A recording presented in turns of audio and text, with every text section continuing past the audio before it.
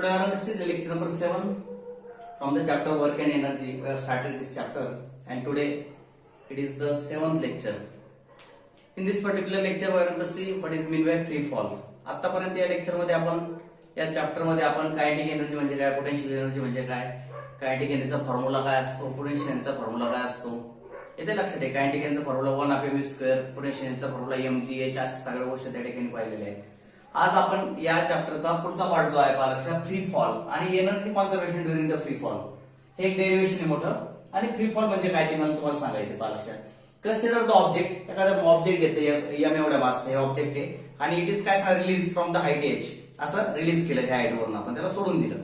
सोडून दिल्यानंतर काय होतं सांगा, इट मूव्स टुवर्ड्स द काय सांगा ग्रॅव्हिटी. कशामुळे? Due to the gravitational force.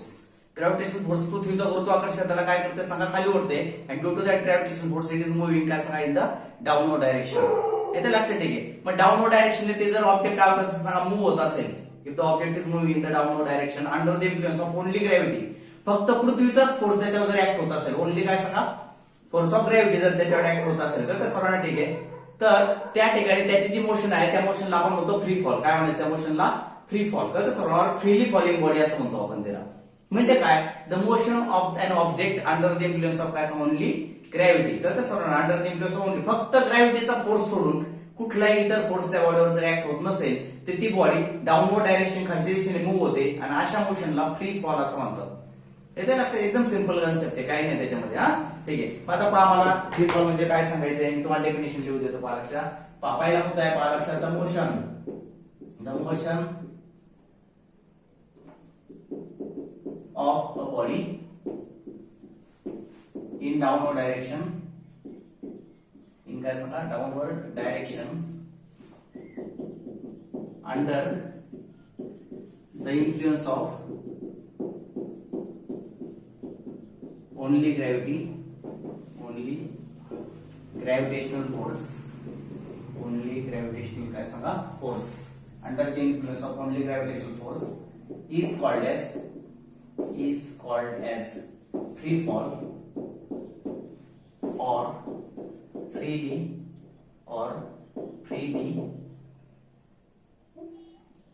falling body.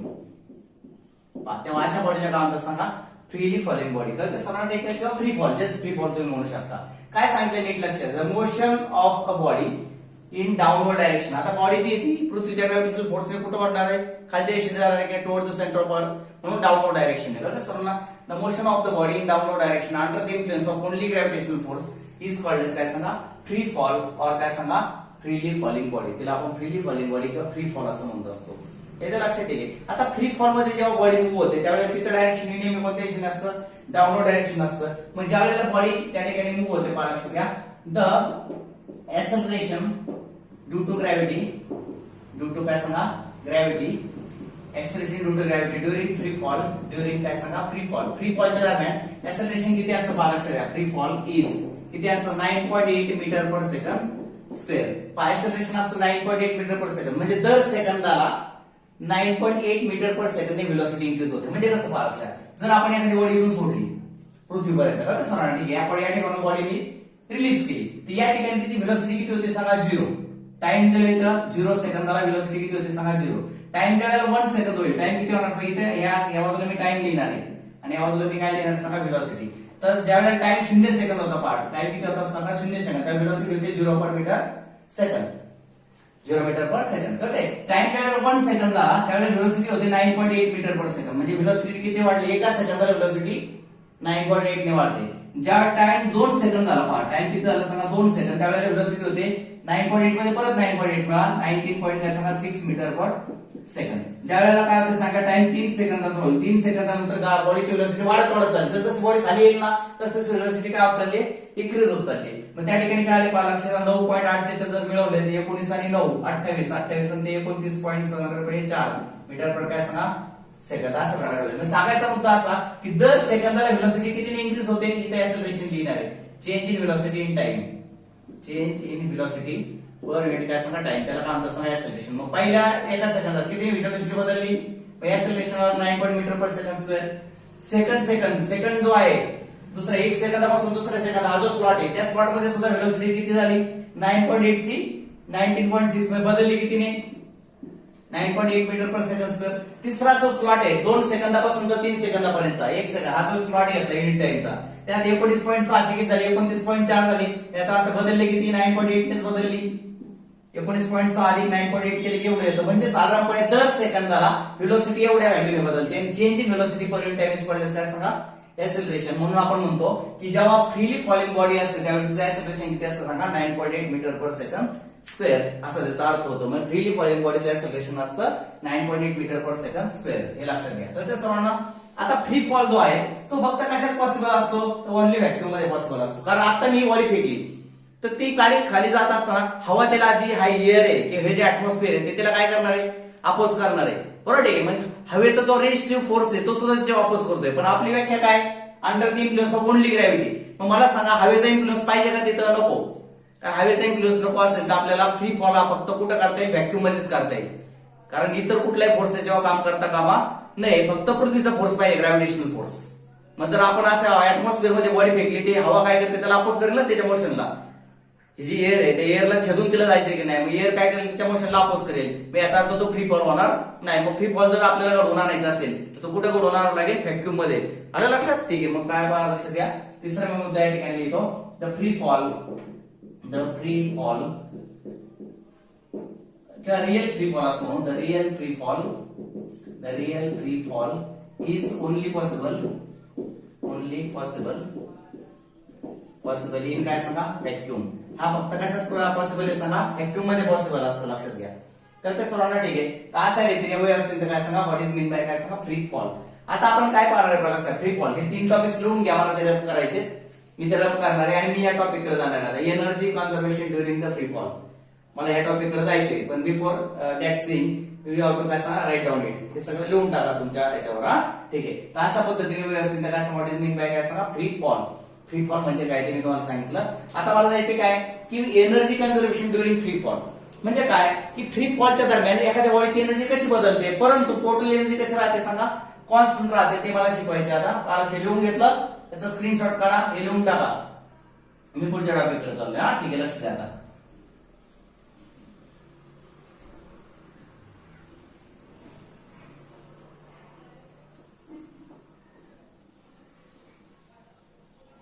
चला बा नीट लक्षात घ्या. आता मी हा टॉपिक घेतलाय मला शिकवायला कोणता एनर्जी कन्झर्वेशन काय सांगा ड्युरिंग द फ्री फॉल. पहा फ्री फॉलच्या दरम्यान जेव्हा एखादी बॉडी फ्री फॉल मध्ये असते त्यावेळेला त्याची कायनेटिक एनर्जी आणि पोटेन्शियल कशा चेंज होतात जातात. How the kinetic energy and potential म्हणजे चेंजेस टू इच अदर किंवा कन्वर्ट्स टू इच अदर त्या कसा एकमेकांमध्ये कन्वर्ट होतात. परंतु law of conservation of energy जो आपण काल शिकलो तो कसा सॅटिस्फाय होतो ते आपल्याला पाहिजे. What is the law of conservation of energy. Energy neither be created nor be destroyed but energy can be converted from one form to the another form. असा लॉ आपण काल पाहिले. पहा energy neither be created nor be destroyed energy can be converted from one form to the another. Energy आपल्याला निर्माणही करता येत नाही एनर्जी संपत सुद्धा नाही. एनर्जी फक्त एका स्वरूपातून दुसऱ्या स्वरूपात कन्वर्ट होत असते. ते आपण लॉ पाहिला बा कालला. मग तो लॉ आपण सॅटिस्फाय करणार आहे म्हणजे ते एनर्जी कॉन्झर्वेशनचा लॉ आहे ना फ्री फॉल दरम्यान तो कसा सॅटिस्फाय होतो कसा तो लॉ पाळला जातो. राईट. ठीक आहे. ते आपल्याला काय करायचे चेकआउट करायचे ड्युरिंग द फ्री फॉल. मग आता पहा कन्सिडर करा. Consider the body having mass m. पहा लक्ष द्या m एवढ्या मासची बॉडी आहे आणि ती it is release from the काय सांगा it is taken at height काय सांगा h. पहा हिची हाईट आहे नाही त्या हाईटला मी h मानणार आहे. किती सांगा h. h इज द काय सांगा हाईट. तर ते सर्वांना ठीक आहे. लाव a b द काय सांगा पोझिशन a b आणि c these are the 3 positions. पहा a b आणि काय सांगा 3 c these are the 3 positions. पहा C is the काय सांगा position at bottom that is ground. C is the position at काय सांगा ग्राउंड. त्यानंतर या ठिकाणी हाईट किती सांगा h आहे. तर त्या सर्वांना ठीक आहे. आता ती बॉडी या ठिकाणाहून मी रिलीज केली. या ठिकाणाहून काय केलं सांगा रिलीज केली. नंतर B is the point at the distance काय सांगा x फ्रॉम A पासून B हा पॉइंट किती अंतरावर आहे सांगा x एवढ्या अंतरावर आहे. पहा लक्षात घ्या x एवढ्या अंतरावर आहे. नीट लक्षात आलं. मी काय सांगतो सर्वांच्या लक्षात येते का ठीक आहे. आणि B पासून C हा जो पॉइंट आहे पहा लक्षात हा किती अंतरावर असणार आहे मग सांगा. हे जर अंतर x आहे आणि टोटल अंतर जर h असेल ते अंतर किती राहणार आहे h - x. हे डिस्टन्स किती असणार सांगा h - x. पहा what is the distance between a b a आणि b पर्यंतचं अंतर किती आहे x आणि b आणि c चं अंतर किती आहे h - x आणि a आणि c चं अंतर किती आहे सांगा h. आलं लक्षात. ठीक आहे. आता बॉडी इज काय सांगा release from the position a. आता ती बॉडी जी ती a नावाच्या पोझिशन पासून मी सोडणार आहे फ्री फॉलला. फ्री फॉल म्हणजे कळतं तुम्हाला under the influence of gravity it will move in the downward direction, ती बॉडी अशा दिशेने मूव्ह व्हायला सुरुवात करेल under the influence of only gravity. मग आता M is the mass of the body, लक्षात घ्या. मग आता मी काय करणार आहे पालक्षात, मी 3 केसेस या ठिकाणी घेणार आहे पालक्षात. Let M is equal to काय सांगा, mass of body, mass of body येते लक्षात, ठीक आहे. नंतर ए इज इक्वल टू काय सांगा, ए म्हणण्यापेक्षा जी म्हणतो, acceleration due to gravity, acceleration due to काय सांगा, ग्रॅव्हिटी. ग्रॅव्हिटीचं एक्सेलरेशन किती आहे सांगा, जी घेतलं मी त्या ठिकाणी, तर ते सर्वांना ठीक आहे. आणि ती बॉडी मूव्ह होते. आता लक्ष द्या, ही जे बाकीचे अंतर, आता मी 3 केसेस घेणार, नीट बारकाईने लक्ष द्या माझ्याकडे. हा पहा मी कसं घेतो, सर्वांनी लक्ष द्या. केस 1 किंवा ए टॉपिक घेतो. For the position, for the position काय सांगा, ए. आता जेव्हा बॉडी ए पोझिशनला होते पहा लक्षात घ्या, जेव्हा बॉडी काय होते सांगा, ए पोझिशनला होते, तेव्हा काय परिस्थिती होती पहा लक्षात घ्या. नीट पहा, मी तुम्हाला इथे एक चार्ट दाखवतो काढून.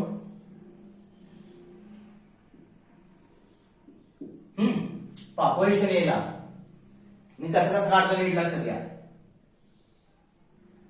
डिस्टन्स किती आहे बघा, डिस्प्लेसमेंट,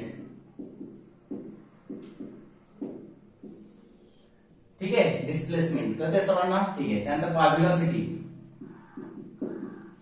डिस्प्लेसमेंट नंतर काय सांगा, व्हेलॉसिटी आपल्याला फाइंड आउट करायची आणि हाईट काढायची. मला काय काढायची सांगा, तिसरी गोष्ट काय सांगा, हाईट. डिस्प्लेसमेंट, व्हेलॉसिटी आणि काय सांगा, हाईट. मला सांगा जेव्हा बॉडी ए पोझिशनला होती तेव्हा ती आत्ताशी मला सोडायची, with the body is release from काय सांगा, पोझिशन ए, तेव्हा त्याची डिस्प्लेसमेंट किती झाली सांगा, 0. किती आहे डिस्प्लेसमेंट बॉडीची, 0. डिस्प्लेसमेंटला आपण एस शब्द वापरतो. एस किती आहे सांगा, 0 मीटर पर सेकंड. व्हेलॉसिटी किती आहे, व्हेलॉसिटी सुद्धा किती आहे बॉडीची, 0 ची. आता कळते सर, व्हेलॉसिटी सुद्धा काय सांगा, 0. अजून सोडताना व्हेलॉसिटी 0 असणार ना बॉडीची. आणि हाईट किती आहे बॉडीची सांगा, एच. किती आहे बॉडीची, ग्राउंड पासून किती हाईट वर आहे बॉडी, एच एवढी हाईट वर आहे. कळालं सर्वांना, ठीक आहे. मग अशा पद्धतीने 3 गोष्टी मी या ठिकाणी मिळवून घेतल्या. नीट लक्ष द्या मी काय काय मिळवतोय, ठीक आहे. कोणत्या पोझिशनला चाललंय, ए नावाच्या पोझिशन चाललंय. डिस्प्लेसमेंट किती आहे, 0, कारण अजून बॉडी सोडलीच नाही मी बॉडी वरून खाली सोडतोय लक्षात घ्या, ए पोझिशनला. मग डिस्प्लेसमेंट किती आहे आता बॉडीची, मग डिस्टन्स किती कव्हर केलंय, 0. व्हेलॉसिटी किती आहे, सोडताना व्हेलॉसिटी 0 असणार ना, खाली येताना व्हेलॉसिटी वाढत जाईल, पण सोडताना किती असणार आहे, 0. आणि हाईट किती आहे बॉडीची, ग्राउंड पासून एच एवढी हाईट आहे. कळतं सर्वांना. मग नाव लक्षात द्या, therefore सांगा kinetic energy of the body at point ए. सांगा किती आहे कायनेटिक एनर्जी बॉडीची, सांगा मला. काय फॉर्म्युला असतो, 1/2 mv². कळते सर्वांना, 1/2 mv², बरोबर, ठीक आहे. आणि पोटेन्शियल एनर्जी जी आहे पालक्षात तिथे असणार mg आणि काय सांगा, h. हाईट किती आहे त्याची, h आहे. मग mg h पोटेन्शियल एनर्जी, म्हणून टोटल एनर्जी जी असणार आहे पालक्षात बॉडीची ती असणार आहे 1/2 mv² आणि प्लस काय सांगा, mg h एवढे असणार आहे. कळते सर्वांना. परंतु ही जी काही व्हेलॉसिटी आहे ती किती आहे सांगा, 0. मी एक काम करतो, तिथेच 0 लिहून टाकतो पालक्षात. सांगा कायनेटिक एनर्जी 1/2 mv² सांगा, 1/2 m. सांगा व्हेलॉसिटी किती आहे ए पोझिशनला, 0 चा स्क्वेअर. उत्तर किती आलं सांगा, 0. म्हणजे कायनेटिक एनर्जी 0 आहे. लक्षात, ठीक आहे. अँड पोटेन्शियल एनर्जी पालक्षात, पोटेन्शियलचा फॉर्म्युला काय असतो, mg h. आता m मास किती आहे बॉडीचा, m. एक्सेलरेशन किती आहे, g. आणि हाईट किती आहे बॉडीची, h. हाईट h असल्यामुळे पोटेन्शियल एनर्जी mg चे. Therefore total energy is equal to kinetic energy plus काय सांगा, पोटेन्शियल एनर्जी. कळतं सर्वांना. मग कायनेटिक एनर्जी किती आहे सांगा, 0. पोटेन्शियल एनर्जी किती आहे सांगा, mgh. मग टोटल एनर्जी आली काय सांगा, mgh. तर total energy of the body at position A is equal to काय सांगा, mgh. तर पहा ए पोझिशनला बॉडीची टोटल एनर्जी किती आहे लक्षात घ्या, mgh. अलग लक्षात सर्वांच्या. हा चार्ट लक्षात ठेवा. ज्या वेळेला बॉडी पोझिशन ए ला होती त्यावेळेला अजून तिला आपल्याला सोडायची म्हणल्यावर डिस्प्लेसमेंट किती आहे बॉडीची, 0 आहे. व्हेलॉसिटी किती आहे सांगा, 0 चे. अजून सोडलीच नाही म्हटलं व्हेलॉसिटी 0 आहे. आणि हाईट किती आहे तिची, ग्राउंड पासून एच एवढ्या हाईट वर आहे. हाईट एच आहे. तर सर्वांना हाईटला आपण एच म्हणतो, आपण एचच घेतलेलं आहे. मग कायनेटिक एनर्जीचा फॉर्म्युला 1/2 mv². तर व्हेलॉसिटी 0 असल्यामुळे सोडताना किती आली, कायनेटिक एनर्जी 0 आली. आणि पोटेन्शियल एनर्जी किती, mgh. मग टोटल एनर्जी आली काय सांगा, आलं लक्षात सर्वांच्या. Kinetic energy plus potential energy, त्या फॉर्म्युला तुम्हाला टोटल एनर्जी काढता येईल. आलं लक्षात, ठीक आहे. आता आपण जाऊया केस 2 कडे. पहा लक्षात द्या, बी फॉर द पोझिशन. आता बी नावाच्या पोझिशनकडे चाललोय बरं का मी, लक्षात द्या. कोणत्या पोझिशनकडे चाललोय मी, बी. जेव्हा बॉडी बी नावाच्या पोझिशनला जाईल तेव्हा त्याची डिस्प्लेसमेंट इथून तर बॉडी इथपर्यंत आलेली असणार. किती अंतर कापलं बॉडीने, x. डिस्प्लेसमेंट किती आली सांगा, x. मग परत चार्ट तयार करतो मी, लक्ष द्या. पहा डिस्प्लेसमेंट इथे लिहिणार मी, डिस्प्लेसमेंट डिस्प्लेसमेंटला आपण एस म्हणतो. ठीक आहे. किती डिस्प्लेसमेंट झाली बॉडी जेव्हा ए पासून बी पर्यंत पोहोचेल तेव्हा बॉडीने किती अंतर कापलं एक्स, म्हणून डिस्प्लेसमेंट आली एक्स. बरं का लक्षात घ्या, डिस्प्लेसमेंट किती आहे एक्स, एस ची व्हॅल्यू एक्स आली. त्यानंतर मला सांगा हाईट किती आहे, व्हेलॉसिटी सांगा. व्हेलॉसिटी, आता व्हेलॉसिटी मला काढून घ्यावी लागेल. पहा का, तर बॉडी इथून सोडल्यानंतर तिची व्हेलॉसिटी वाढत वाढत वाढत वाढत जाईल की नाही इथपर्यंत येईल. एक की नाही लक्षात तुमच्या, व्हेलॉसिटी वाढणार. या ठिकाणी व्हेलॉसिटी किती आहे ती मला काढायची आहे. ते व्हेलॉसिटी मी काढणार आहे. आता लक्षात घ्या, व्हेलॉसिटी मी फाइंड आउट करणार आहे. आणि तिसरं काय सांगा, हाईट सांगा. ज्या वेळेला बॉडी बी नावाच्या पोझिशनला येईल तेव्हा त्याची ग्राउंड पासून हाईट किती राहणार आहे, h मायनस ए. इथून जेव्हा बॉडी डिस्प्लेसमेंट ए आणि हाईट किती आहे, ग्राउंड हाईट नेहमी ग्राउंड पासून मोजतात.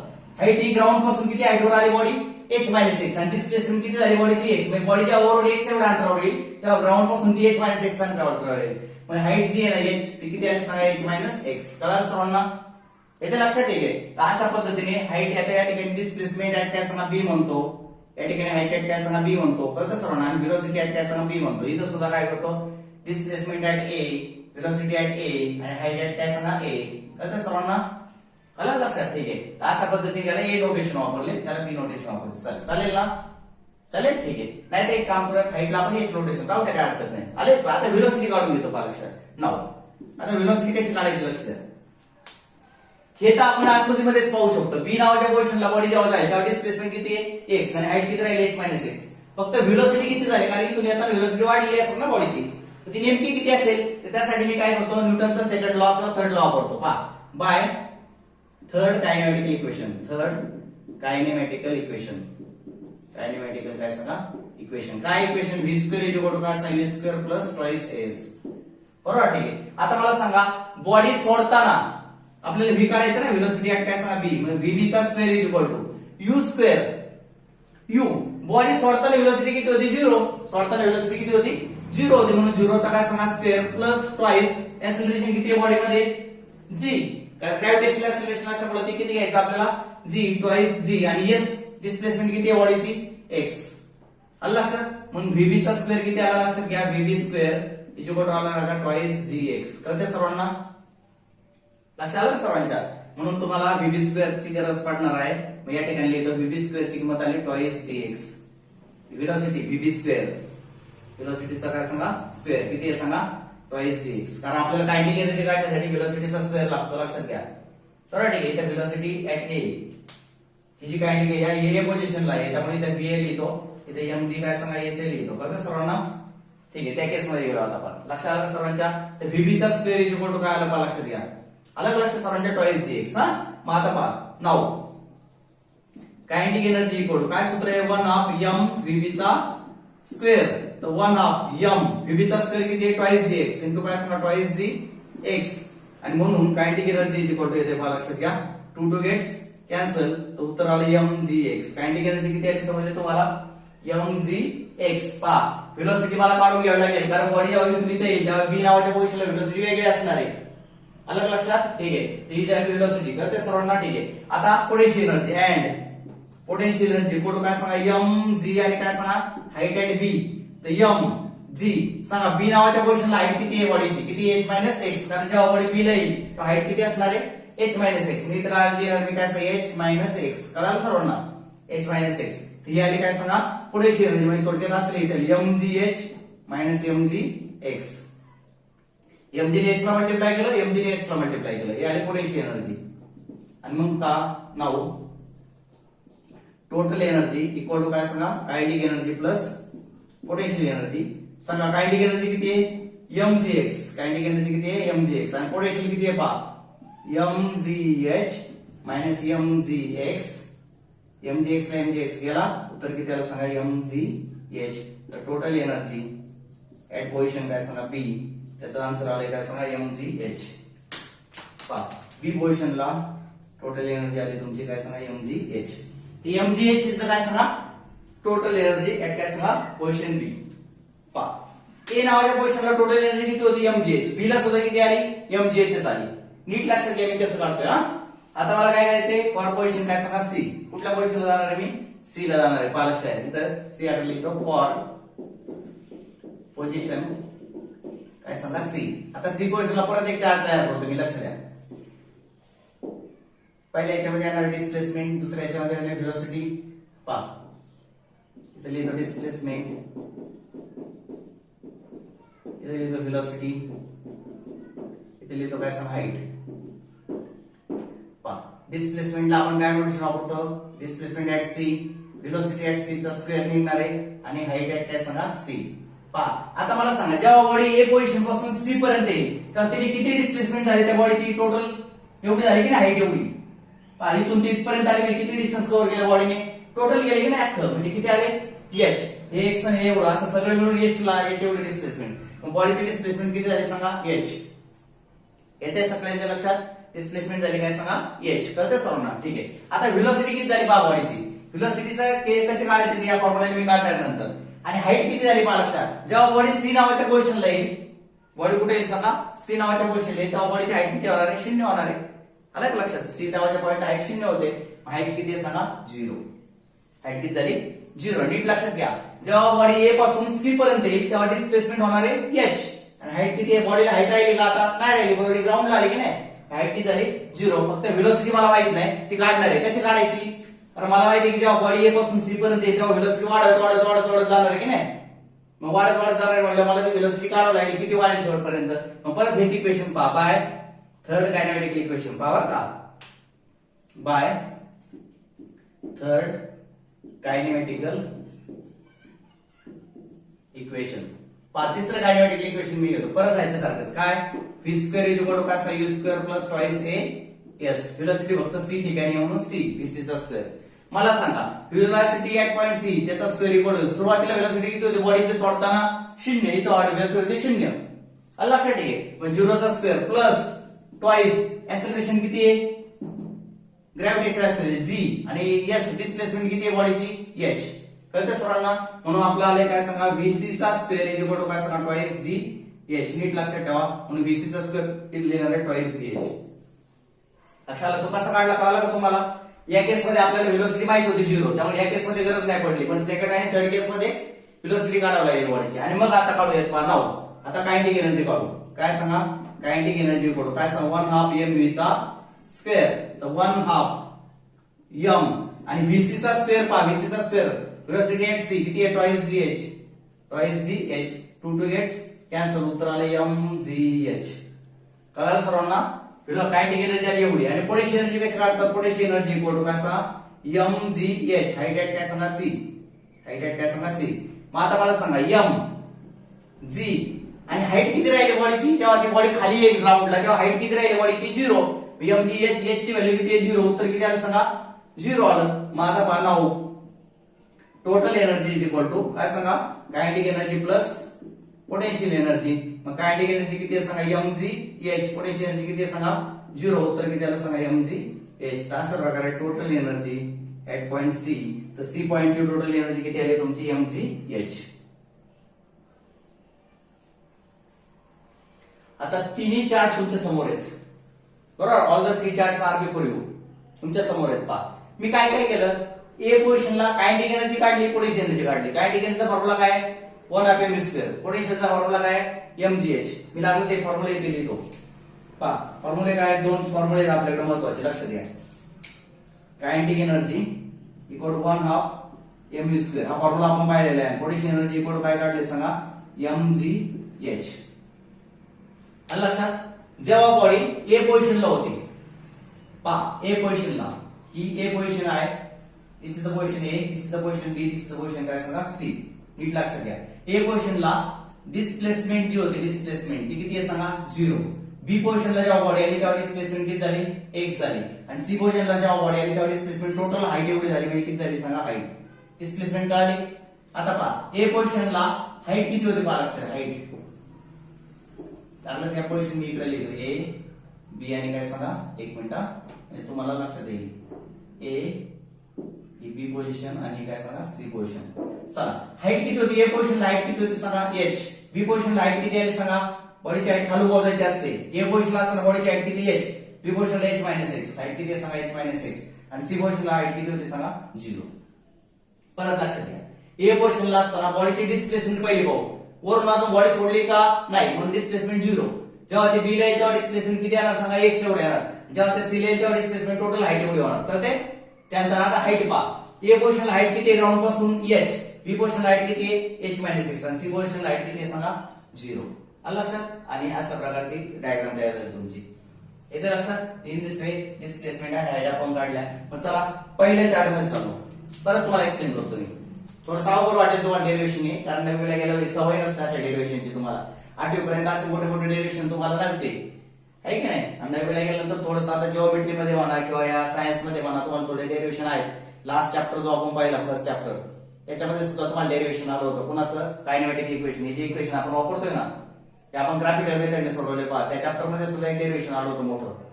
आणि या चॅप्टर मध्ये सुद्धा एक मोठं डेरिव्हेशन आलेलं आहे आज. येते लक्षात तुमच्या. मी असे डेरिव्हेशन तुम्हाला 8वी पर्यंत सवय नाही. नववीला तर नवीनच डेरिव्हेशन डेव्हलप करावे लागतात आपल्याला. सूत्र तयार करावे लागतात. एक डेरिव्हेशन एक प्रकारचं काय energy conservation during the free fall. म्हणजे काय मला सांगायचे ए पॉइंटला टोटल एनर्जी एवढी होती, बी ला सुद्धा एमजीएच आणि सी ला सुद्धा एमजीएच. म्हणजे एमजी एनर्जी क्रिएट पण झाली नाही, एनर्जी डिस्ट्रॉय सुद्धा झाली नाही. एनर्जी काय सांगा कॉन्झर्व. तर तसं म्हणून याला म्हटलं energy conservation during the free fall. पहा एनर्जी वाढत पण नाही. Total energy at A mgh, total energy at B mgh, total energy at C mgh. Energy वाढली पण नाही, एनर्जी कमी सुद्धा झाली नाही. मी ऑब्जेक्ट वरून खाली येताना एनर्जीत वाढ पण होत नाही, एनर्जीत घट सुद्धा होत नाही. यालाच म्हणतात कॉन्झर्व झाले. एनर्जी कॉन्झर्वेशन ड्युरिंग द काय सांगा फ्री फॉल. मग कसे कसे काढली पहा लक्षात, नीट लक्षात घ्या. मला काय करायचंय पोझिशन ए ला कायनेटिक एनर्जी काढायची. पोझिशन ए ला कायनेटिक एनर्जी पोटेन्शियल एनर्जी काढायची. तर कायनेटिक एनर्जी हे पहा या ठिकाणी मी काय करतो एक आकडा घेतो, छोटा एक आकडा कायनेटिक एनर्जी, छोटा 2 आकडा पोटेन्शियल एनर्जी, छोटा 2 आकडा काय सांगा पोटेन्शियल एनर्जी, छोटा 3 आकडा काय सांगा टोटल एनर्जी. कळते सर्वांना. पहा कायनेटिक एनर्जी कशी काढणार, काय फॉर्म्युला आहे कायनेटिक एनर्जी 1/2 mv². तर 1/2 mv². पण व्हेलॉसिटी किती इथं 0. या ठिकाणी व्हेलॉसिटी किती आहे सांगा 0. मग v ची किंमत 0 टाकली कारण सोडलीच नाही ना बॉडी अजून आपण. मग सोडली नाही म्हणजे व्हेलॉसिटी 0. म्हणजे कायनेटिक एनर्जी किती आली 0 आली. कळलं सर्वांना. ठीक आहे. मग पोटेन्शियल एनर्जी कशी काढणार, फॉर्म्युला काय mgh. तर ए या पोझिशनला हाईट किती होती सांगा बॉडीची h होती. mgh ही आली पोटेन्शियल एनर्जी. आलं लक्षात. ठीक आहे. mgh ची पोटेन्शियल एनर्जी लक्षात आलं. मग आता टोटल एनर्जी कशी काढायची, कायनेटिक प्लस पोटेन्शियल. कायनेटिक होती 0, पोटेन्शियलची mgh. उत्तर किती आलं सांगा mgh. आलं लक्षात. ठीक आहे. तर अशा प्रकारे झाले कायनेटिक एनर्जी आणि पोटेन्शियलची बेरीज mgh. चला बी नावाच्या पोझिशनला गेलो.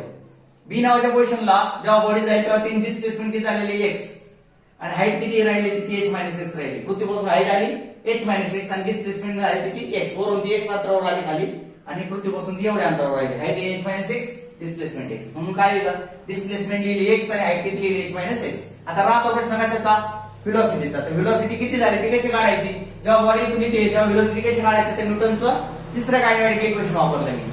v² = u² + twice s. तर सुरुवातीची व्हेलॉसिटी बॉडी सोडताना किती होती 0. ट्वाइस एक्सेलरेशन किती घेतलं g आणि डिस्प्लेसमेंट मी इथे लिहिलेली x. आलं लक्षात. s ची व्हॅल्यू x लिहिली. मग vb चा स्क्वेअर किती आला सांगा ट्वाइस gx. कळालं सर्वांना. आणि मग vb एकदा माहित झाला की कायनेटिक एनर्जी कशी काढायची 1/2 mv चा स्क्वेअर. vb स्क्वेअर ची किंमत ट्वाइस gx आहे पाहिजे. पण 2 ला 2 गेला mgx आली कायनेटिक एनर्जी. आणि पोटेन्शियल कशी काढायची mgh. तर mg आणि हाईट किती आहे पहा लक्षात घ्या.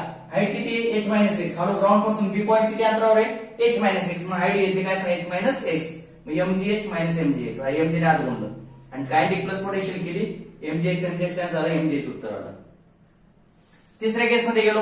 तिसऱ्या केस मध्ये बॉडी खाली पॉइंट सी ला गेली. कुठे गेली सगळ्यात बेसला गेली. बेसला गेली म्हणजे डिस्प्लेसमेंट बॉडी एवढी झाली इथून ते इथपर्यंत आली. म्हणजे किती डिस्प्लेसमेंट झाली बॉडीची टोटल हाईट एवढी डिस्प्लेसमेंट झाली. डिस्प्लेसमेंट आली किती सांगा h. व्हेलॉसिटी आपण परत कायनेटिक इक्वेशन ने काढणार आहे. आणि हाईट किती राहिली जेव्हा बॉडी सी पोझिशनला येईल तेव्हा ग्राउंड पासून तिची हाईट होणार आहे 0.